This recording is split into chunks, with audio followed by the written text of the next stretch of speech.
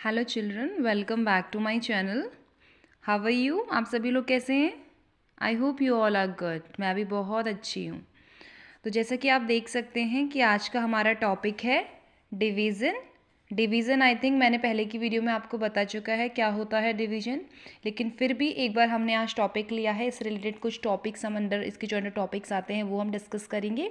तो एक बार हम और रिवाइज कर लेते हैं कि डिवीज़न क्या है। डिवीज़न मतलब होता है इक्वल शेयरिंग। डिवीज़न मतलब क्या होता है? Equal sharing. इक्वल मीन्स क्या है? बराबर। शेयरिंग यानी बांटना।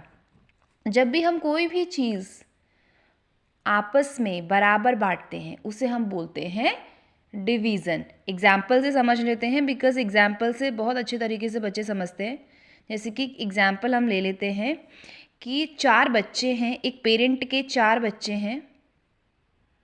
मैं यहाँ पे पिक्चर बना रही हूँ उनकी इस तरीके से। कुछ 4 बच्चे हैं एक पेरेंट के, और उन पेरेंट के पास या उनकी मदर, हम सपोज कर लेते हैं उनकी जो मदर है उनके पास है 8 स्वीट्स है, मिठाई हैं। ध्यान से सुनना है।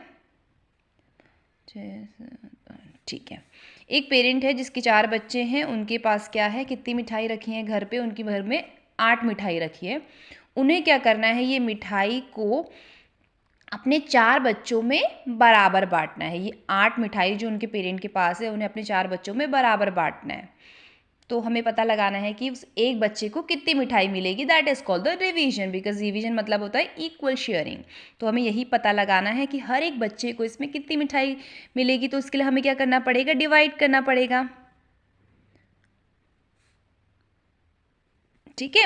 तो कितने बच्चे हैं? 4 बच्चे हैं। मिठाई कितनी थी? 1 2 3 4 5 6 7 8। 8 स्वीट्स थी। तो लेट्स सी एक बच्चे को कितनी स्वीट्स मिलेगी। तो यहाँ पे आ जाएगा 8। ठीक है, सिंबल के अंदर हमने लिखा 8, बिकॉज 8 स्वीट्स हैं और बच्चे 4 हैं। तो हमें देखना है कि एक बच्चे को कितनी स्वीट्स मिलेगी।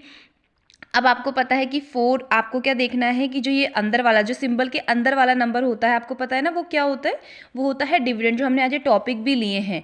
Dividend, divisor, question, remainder. बच्चे क्या करते हैं? सिंबल के अंदर वाले को रिमाइंडर बोल देते हैं, बाहर वाले को डिविडेंड बोल देते हैं, जो कि गलत है। आपको ध्यान से सुनना है कि जो नंबर सिंबल के अंदर लिखा जाता है वो क्या होता है, और जो सिंबल के बाहर लिखा जाता है वो क्या होता है। तो ध्यान से सुनिएगा।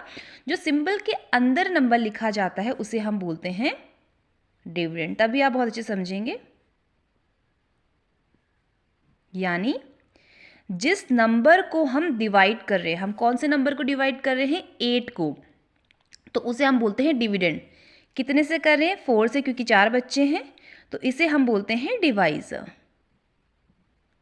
ठीक है। तो डिविडेंड हमेशा सिंबल के अंदर लिखा जाता है और डिवाइजर हमेशा सिंबल के बाहर लिखा जाता है। ठीक है। तो 4 बच्चे हैं, 8 स्वीट से, तो हम डिवाइड करेंगे। ठीक है। तो हमको क्या चेक करना है कि जो 4 है, यानी जो डिवाइजर है, यानी 4, तो उसकी टेबल में 8 आता है या नहीं आता है। यानी जो डिविडेंड है उसकी टेबल में, डिवाइजर की टेबल में डिविडेंड आता है या नहीं आता है।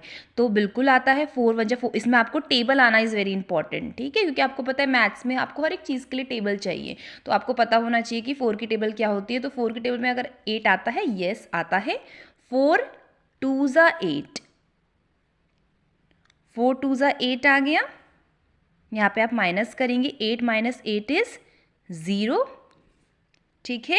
तो जो आपका ये 4 2 जा, आपने बोला 4 2 ज़ा 8, तो ये जो 2 आपका आया है that is called the result, और we can say the reminder, क्योंकि reminder, sorry reminder not reminder, sorry question, it is a question.